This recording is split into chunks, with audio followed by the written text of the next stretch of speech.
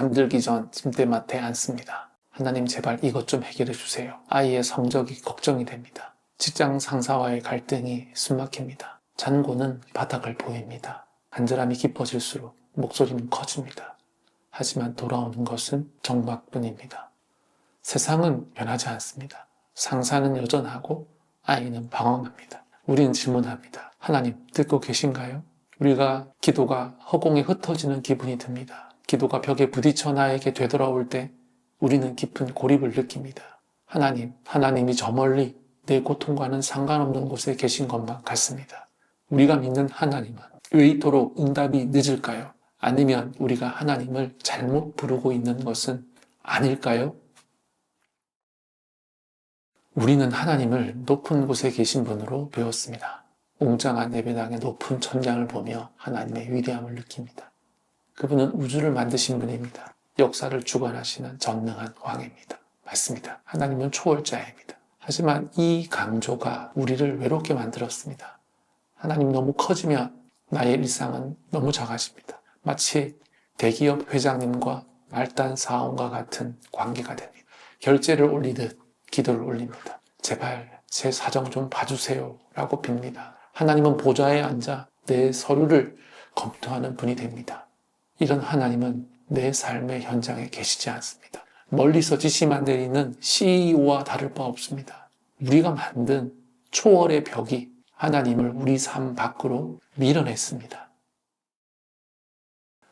해달라는 기도는 사실 편리합니다.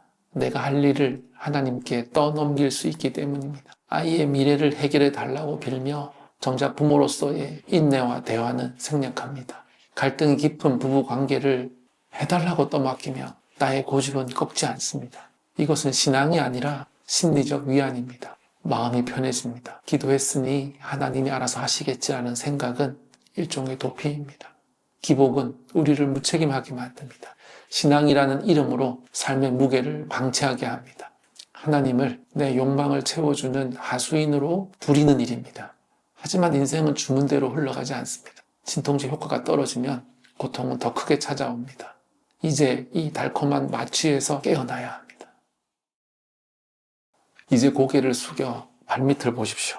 하나님은 하늘에만 계시지 않습니다. 당신이 설거지하는 싱크대 앞에 계십니다. 아이의 기저귀를 가는 그 번잡한 손길 속에 계십니다. 상사에게 깨지고 돌아와 한숨 쉬는 지하철 의자 위에 함께 앉아 계십니다. 하나님은 당신의 존재를 지탱하는 바닥입니다. 당신이 무너져 내릴 때 더 이상 내려갈 곳 없는 그 밑바닥에서 당신을 떠받치고 계신 분입니다. 하나님은 존재들 중에 하나가 아닙니다. 당신이 존재할 수 있게 하는 근거 그 자체입니다.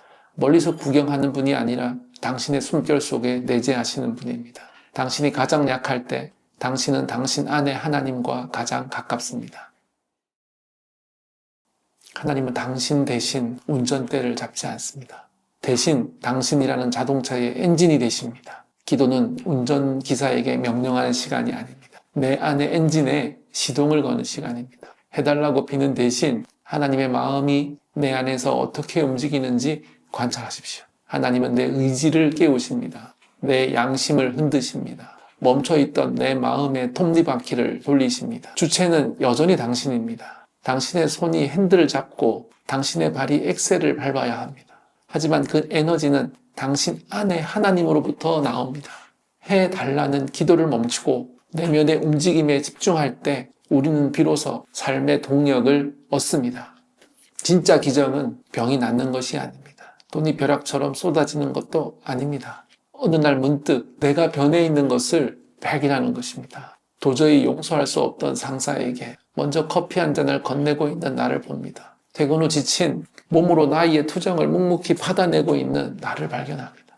하나님 저 사람 좀 바꿔주세요 라고 빌었는데 어느덧 내가 그 사람을 사랑하려 애쓰고 있습니다. 내가 하고 있더라는 이 고백이야말로 가장 신비로운 신앙의 사건입니다. 하나님이 내 마음을 움직이셨고 그 움직임에 내 의지가 반응한 겁니다. 하나님이 해주신 게 아니라 하나님이 나를 하게 하신 겁니다. 이것이 주체적인 성도가 경험하는 일상의 기적입니다. 누구에게 물어볼 필요가 없습니다. 어떤 권위자도 당신의 신앙을 대신 책임져 주지 않습니다. 당신은 하나님과 1대1로 대면하는 독립된 존재입니다. 거대한 교회 시스템에 당신의 주체성을 맡기지 마십시오. 당신의 삶터가 곧 지성소입니다. 매일의 고민과 선택이 곧 신학입니다. 당신 안에 계신 하나님의 음성에 귀를 기울이십시오.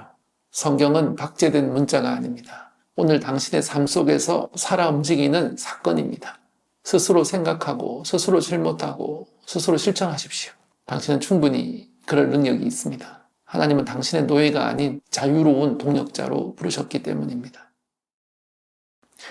우리는 성장의 신화에 중독되었습니다. 숫자가 영성이라고 착각했습니다. 아닙니다. 진짜 교회는 숫자로 증명되지 않습니다. 내 안에 하나님을 발견한 성도들이 서로의 삶을 나누는 곳입니다. 내가 이번 주에 이런 마음이 들어서 이렇게 행동했어 라고 고백하는 곳입니다. 서로의 주체성을 존중하며 서로의 동력이 되어주는 공동체입니다. 작아도 괜찮습니다. 오히려 작아야 서로의 숨소리가 들립니다. 화려한 프로그램이 없어도 좋습니다. 한 사람의 변화에 진심으로 기뻐해 줄 수 있다면 그것으로 충분합니다. 그곳에 내재하시는 하나님이 가장 강하게 역사하십니다. 2000년 전 예수님이 이 땅에 오신 것처럼 오늘 하나님은 당신을 통해 이 땅에 오십니다. 하나님은 손이 없습니다. 당신의 손으로 가난한 이웃을 도우십니다. 하나님은 발이 없습니다. 당신의 발로 고통받는 현장에 가십니다. 당신이 내뱉는 따뜻한 말 한마디가 하나님의 음성입니다. 당신이 실천하는 작은 정의가 하나님의 공의입니다.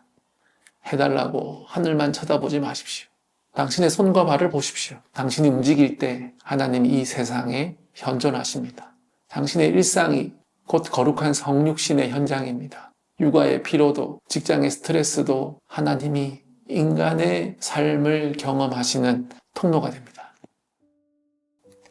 신앙은 정지된 상태가 아닙니다. 끊임없는 움직임입니다. 기복의 잠에서 깨어나십시오. 하나님은 당신의 소원을 들어주는 지미가 아닙니다. 당신을 온전한 인간으로 빚어가시는 창조주입니다. 이제 기도의 내용을 바꾸십시오. 해 주십시오가 아니라 하게 하소서라고 말하십시오. 그리고 일어나 당신의 삶을 사십시오. 당신이 주체가 되어 내딛는 그 한 걸음에 하나님의 온 우주가 함께합니다. 내가 하고 있더라는 그 놀라운 고백이 당신의 일상이 되길 바랍니다. 당신 안에 하나님을 믿고 당신 자신을 믿으십시오. 당신은 혼자가 아닙니다. 당신 안에 하나님이 지금 당신을 밀어내고 계십니다.